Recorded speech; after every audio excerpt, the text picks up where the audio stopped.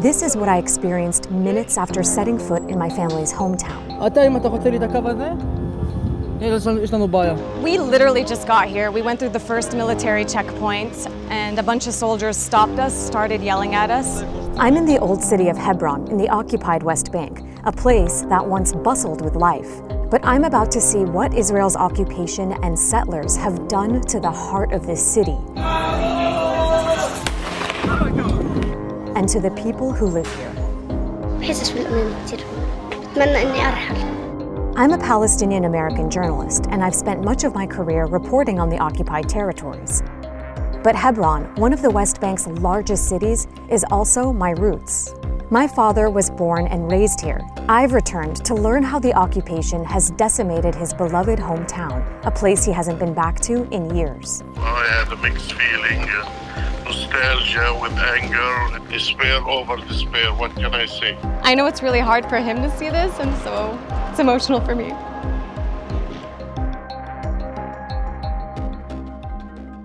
So we're officially on our way to Hebron.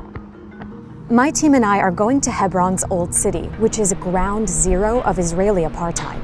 Today, 33,000 Palestinians live in this part of Hebron, which is under full Israeli military control and fragmented by checkpoints, military outposts, and around 1,000 Israeli settlers who live here in violation of international law.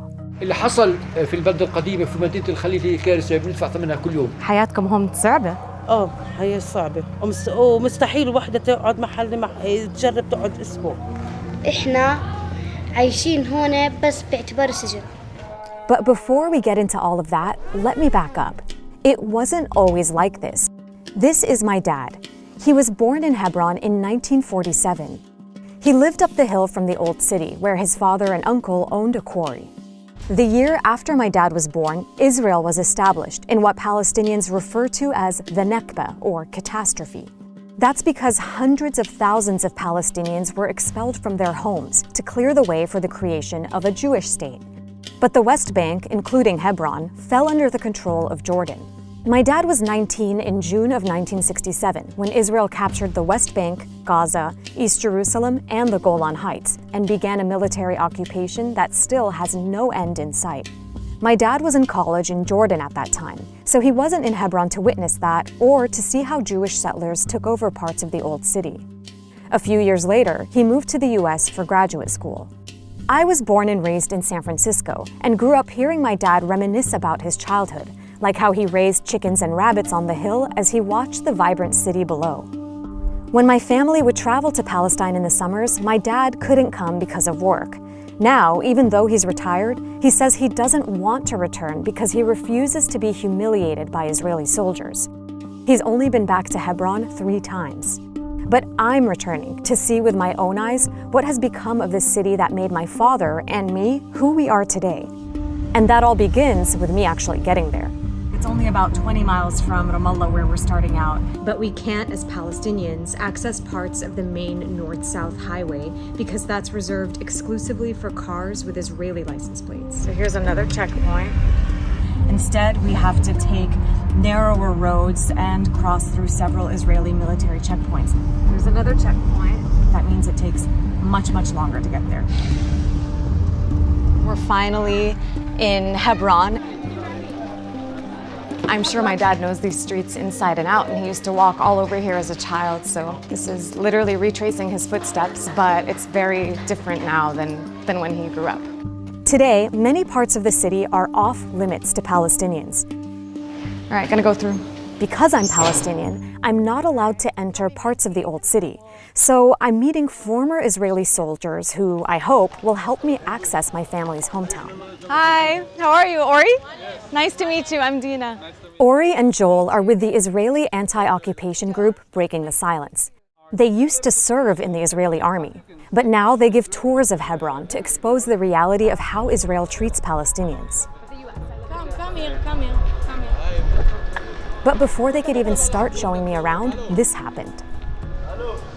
היא אזרחית ארצות הברית ועיתונאית, כן? רק שתדעו. היא אזרחית ארצות הברית ועיתונאית. אין שום בעיה, הוא צילם עמדה ביטחונית, הוא צריך למחוק את הסרטונים האלה. אני לא צילמתי את העמדה, צילמתי רק אותך. לא, צילמת את עמדה. זה לא משנה, אם היא עמדה ליד העמדה, אתה מוחק... דבר ראשון, אתה מפריע לנו בעבודה, בוא תעמוד שם עם המצלמה. דבר ראשון. עכשיו דוחף אותי. יופי, דוחף אותו, כרגע הוא מפריע לי בעבודה.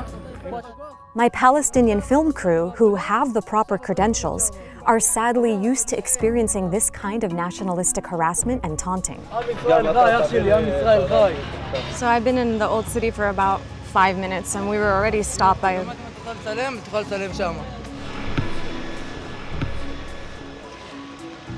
We literally just got here and a bunch of soldiers stopped us, started yelling at us, started harassing my cameraman. They just asked to see our IDs. I showed my US passport. To all of a sudden have like 6 or 7 armed Israeli soldiers just swarm you. It's honestly really upsetting that this is how you get welcomed to your own home city. The former soldiers I'm spending the day with say this is a typical scene. When you consider the fact that they grew up in Israeli society, they have education and media and a political system, all of those elements are telling them that Arabs are scary, you know, Palestinians are bad. And then they get an opportunity when they're in the army, they have power in their hands, and it's not surprising that they use it. Finally, the soldiers give us back our IDs. Let's continue, right? It's a very classic demonstration of one of the elements of the occupation, which is complete arbitrariness, right? And every soldier in the occupied territories has the authority on his own decision to detain anyone for 3 hours. Yeah? So we were not delayed here for 3 hours, and we are going to continue our tour, obviously, but it's an example. But what a way to start the day. I'm about to learn that what I just experienced is nothing compared to what the Palestinians who live here go through every day. كيف الحياة هون يعني شفتك هلا عم بتمر في حاجز. صعب عندنا هون كثير. This is Fadil, who has lived in this home his whole life. In the 1980s, Israel set up this checkpoint in front of his house. Fadil now has to check in every time he leaves or enters his own home. كيف بضايقوا عليكم؟ زي ما انت شايفه بخلوش قرايبنا يجوا علينا. خطرة. يعني بنتي متجوزه هي مسموح لها تيجي جوزها لا. واو. وهلا لما بتمرق ايش لازم تفرجيه؟ اسمه ورقم هويتي. وانت بتقدر تمشي هون مش ممنوع؟ بس لحديتي. واو. هون ممنوع. Fadil isn't alone. Thousands of other Palestinians in Hebron are also forced to pass military checkpoints just to go home. The military also bans Palestinians from using certain streets, as Ori shows me. On that street over there, Palestinians are allowed to walk and open businesses, but not allowed to drive. The yellow street on the map is a street where Palestinians are only allowed to walk, not allowed to drive, and not allowed to open businesses. The streets that we're heading towards are mostly sterile, meaning that no Palestinian in the whole wide world can walk on those streets. If you do one step over here, no Palestinians are allowed here. If we take one step here, here Palestinians are allowed. And I don't know any other word to call this than apartheid. All these restrictions help Israel maintain its hold on Hebron, but they're also in place to protect Israeli settlers. And the ones in Hebron are known for being among the most violent in all of the occupied West Bank.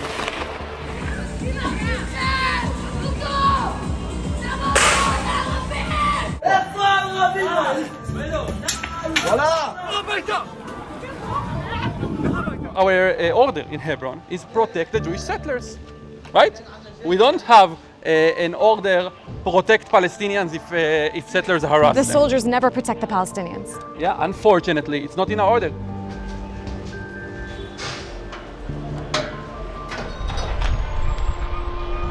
This is kind of a common sight here in the old city. There's a Palestinian family that lives at the end of this alleyway. Above them is an Israeli settlement, and because the settlers throw garbage down at them, they have to put these nets here to protect them. يعني هون لما اجوا يعتقلوني هون بالضبط يعتقلوني. كنتي هون بالضبط؟ كنت بالضبط هون. لما اجوا يعتقلوني بالضبط هون كنت. The family at the end of the alley is the Sidrs. Just a few weeks before I arrived to Hebron, nearby settlers accused their 13-year-old daughter Selwa of picking a knife up off the ground.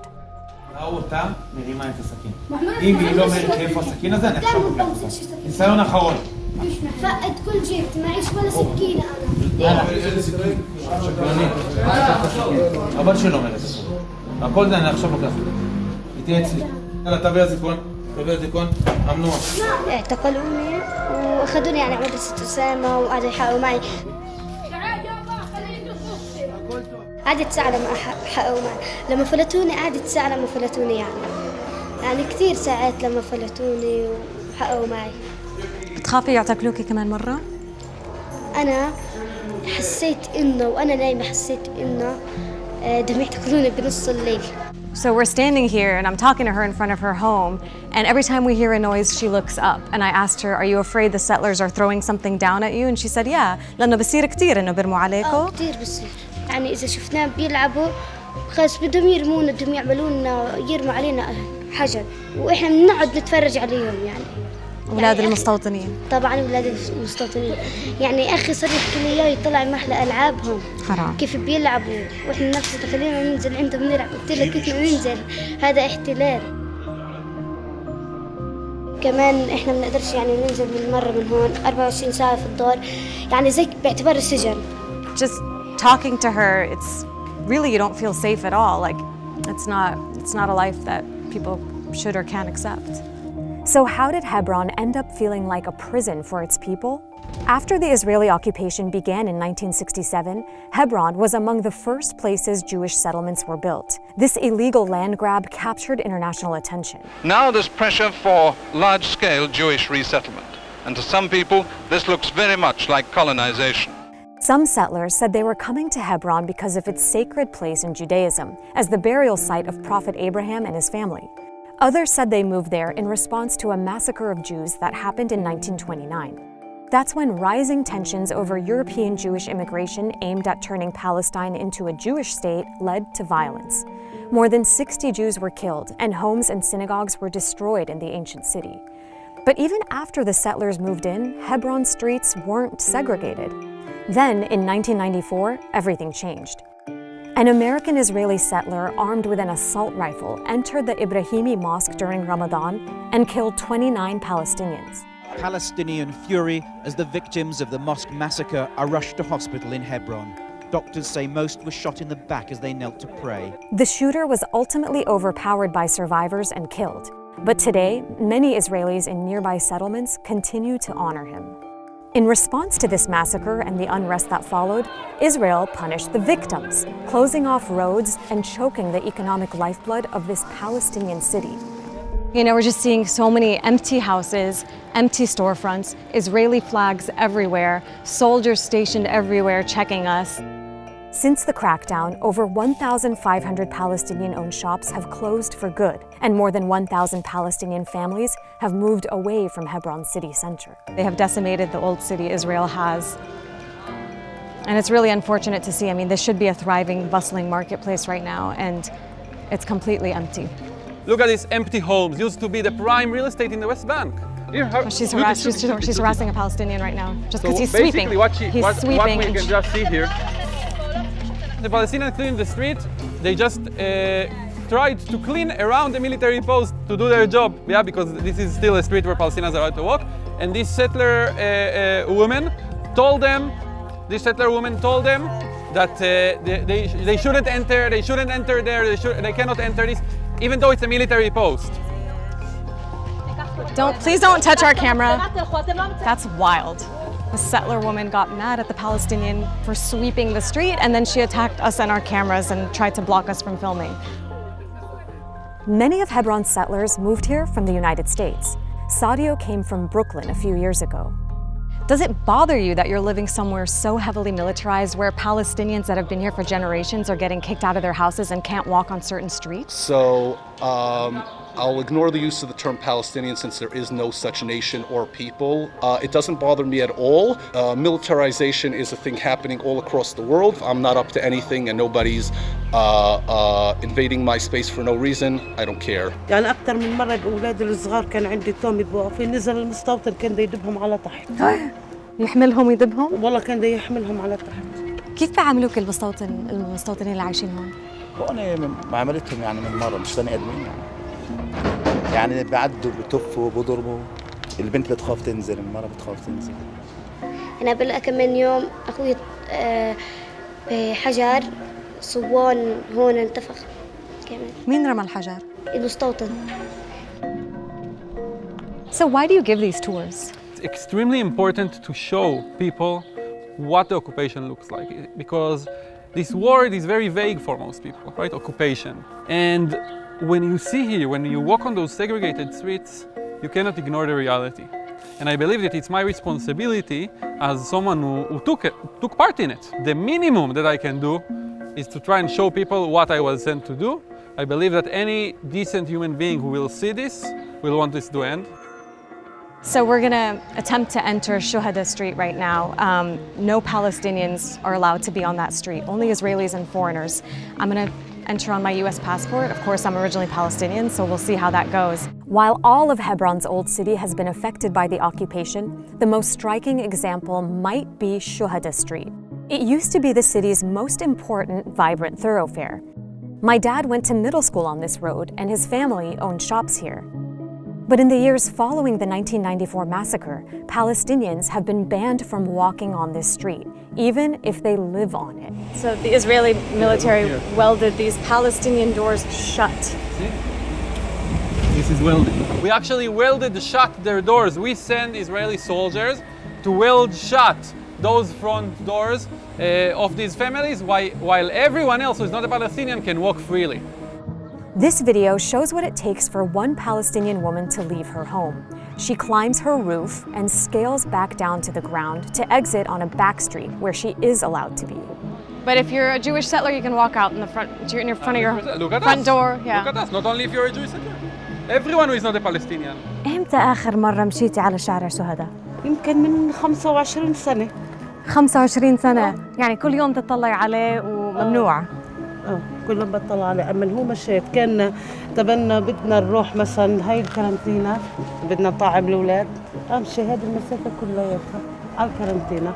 كانت كلها فاتحة المحلات وسوق الخضرة والسيارات، هات ما في حدا.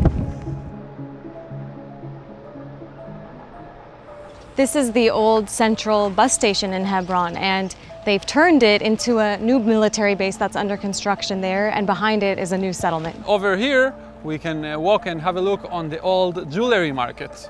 This whole thing is a settlement. This is how absolutely devastated it is right now. Settlers came and just ravaged the whole place and destroyed it. This is the old fruit and vegetable market. It was here, and now what does the sign say, Ori? Now this is a settlement. The old city has suffered. Everywhere you look, there's just deserted shops, deserted homes, destruction, broken windows. And in the middle of it all, there's like schools and settlements and Israeli settlers just living their lives with the full protection of the military. You know, one thing that's really striking being here is how incredibly silent it is. The only sound you hear is the flutter of these little Israeli flags above. I keep thinking about how, you know, I directly descend from here. Not only is it like sad on just a human level, but there's a very personal element to this street as well. I don't blame my dad for not wanting to come back because it's that messed up. So I'm trying to piece together exactly where my dad grew up. You know, I've pieced together that that's where my family's home is. And the view is of a bunch of Israeli flags and a military outpost on the hill over there. And in between them, the cemetery where my grandparents are buried and the home that my father grew up in. So, man, I wonder if he's awake right now. I should FaceTime him. Hi, Baba. Hi, good morning. Good morning. Good afternoon. How are you? Oh, I'm fine. I want to show you. I think this is where you grew up. Is this? This is Shuhada Street. Yes. Yeah, this is Shuhada. There's nobody here except for some soldiers and a few settlers. It's a total ghost town. During the days, you see the people in the market, and at night, I could see the singing and the dancing. And it was like the heart of the city. Sad, so sad. It's so sad. I had a mixed feeling, nostalgia with anger. This is the old vegetable market. Does this look familiar to you? Exactly. I used to go sometimes in the morning in the summer to buy cactus pear. This is despair over despair. What can I say? How does it make you feel showing your dad? I don't know. I feel really sad. Like, he grew up right there. You know, his parents are buried right there. And I know it's really hard for him to see this. And so it's emotional for me. My dad wanted to talk to Ori. Hello, my friend. Hi, nice to meet you. I'm glad you are for peace. When counting on people like you to expose the lie. I really hope you can be here and visit your childhood home at some point. Really, really hope. You know what I do? I just keep looking at the pictures over and over again. I am physically in San Francisco, but spiritually and emotionally always in Hebron. I'm curious, how did you feel watching me talk to my dad and then speaking to him yourself? Like sad, responsible, that this is what the place that I grew up in, that I was so proud of when I was a child. This is what we're actually doing to people. And it feels horrible to feel that. What most haunts you and your conscience about what you did in your time as a soldier? For me, it's the routine way we control the Palestinians, right? A Palestinian can wake up in the morning and not know if he will be at work on time, go to sleep, not know if soldiers will invade his home. We basically control the most simple and basic elements of life. It's designed to break down the population of Palestinians and show them who's in charge and humiliate them on a daily basis. Exactly. How can we make 2.5 million Palestinians in the West Bank to feel that they cannot lift their head up?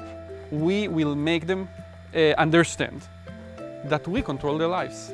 The segregated roads and the settlements and so forth, they exist all around the occupied territories. Military activity, home invasions, patrols, digital surveillance, they exist here and they exist all over the West Bank. The difference in Hebron is that in a very short walk, we can see examples of all of it. All of it. All of we it. saw all of it.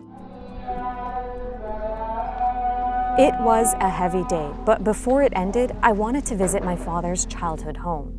As I stood on the roof overlooking the old city, I thought about how the landscape today is completely different from the one he looked out at when he stood in this same spot. And I couldn't stop thinking about everyone I met and the price they're paying for remaining. رغم ذلك انت ضايل هون. طبعا دارنا بيتنا وين نروح؟ بس في غيرك سافر وهاجروا. في اللي معه مصاري بيطلع، احنا على باب الله. الحمد لله. عمرك فكرتي ترحلي من هون؟ لا ليه؟ لا شو ما هو كل مشاكلي معاهم عشان ارحل من هون. ملايين دفعوا له، اخر مره زهقوا وحطوا لي شك مفتوح ما قبلت. وانت مش راضيه؟ وانا مش راضيه. ليش مش راضيه؟ ما خلص، ما هو اذا هذه راحت شو بده يضل؟ اذا اخذوا البيت شو بده يضل؟ لسه عمرك تخافي ولا عمرك عينك تخافي. انا بحب بنتي تكون قويه قد حالها. انا قد حالي وقويه. يا لما اجى اعتقل بنتي اعطاني درس الاحتلال، اعطاني اياه اذا انت ضابط اسرائيلي بتتعامل مع البنت هيك شو بدك يكون بيني وبينك السلام. انا اقول لك شغله واحده، اذا انا مش حامي حالي، يعني انا ماشي هون انا مش حامي حالي، كيف بدي احمي اولادي انا؟ It's hard to shake the idea that this Palestinian father could have been my dad. I could have been Selwa. This could have been my life. Hey everyone, thanks for watching this video from El Khalil here in Hebron. Let me know in the comments what surprised you most about this experience, about this place, and stay tuned for the rest of our videos in our series filmed here in the occupied West Bank. Next up, I have a video looking at the Palestinian Christian minority here.